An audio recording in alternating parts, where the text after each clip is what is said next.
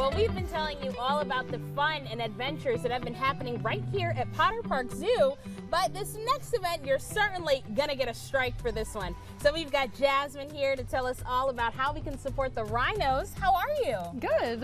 Well, thank you so much for joining us here today. And I know one of your favorite parts about the Potter Park Zoo is working with the rhinos. So tell me a little bit about them and what we can find when we get here. So we have two black rhinos here at Potter Park Zoo, Doppsee and Phineas. They are a pair, so they have had one baby in the past, Jolly, and then we are hopeful that we will have another one in the future. They are both 17 years old, so they are middle of life for these guys. They live until they're about late 30s, so we still have quite a while with both of our rhinos here. Yeah, absolutely. We're going to keep our fingers crossed that we can get a third rhino in the mix. But you have a really, really exciting event for the community to come out and join. Talk to us about how we can bowl for the rhinos here. Yeah, so our AZAC chapter, which is the American Association of Zookeepers, it holds an event every year called Bowling for Rhinos, where 100% of the proceeds are donated to rhino conservation. This is actually our 10th year holding the event, so we're really excited about it. It's being held at Pins in Pints in East Lansing this year. It is an event where families and friends can come out and bowl for conservation. So it's about a 2-hour-long event where everyone comes out and bowls. We also have a silent auction that happens. We have raffles that happen. And then we have artwork from all of our animals here at the zoo for sale as well. That is awesome.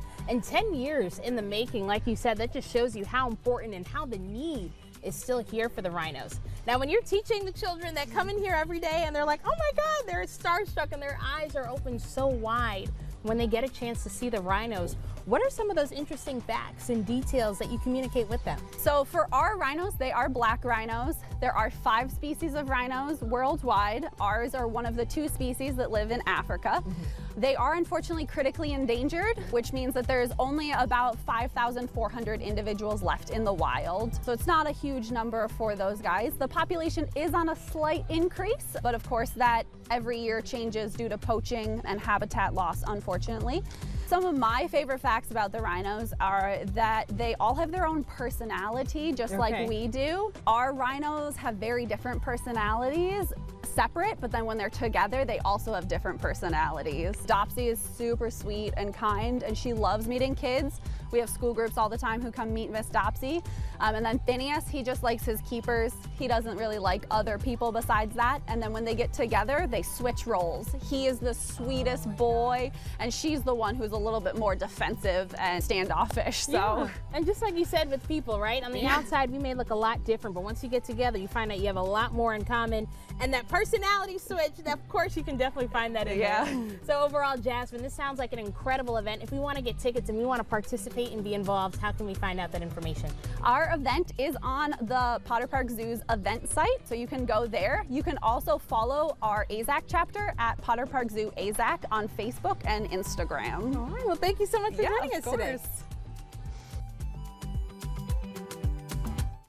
Well, we do have an update from the Potter Park Zoo. Speaking of rhinos, Doppsee is showing signs of sudden serious health decline.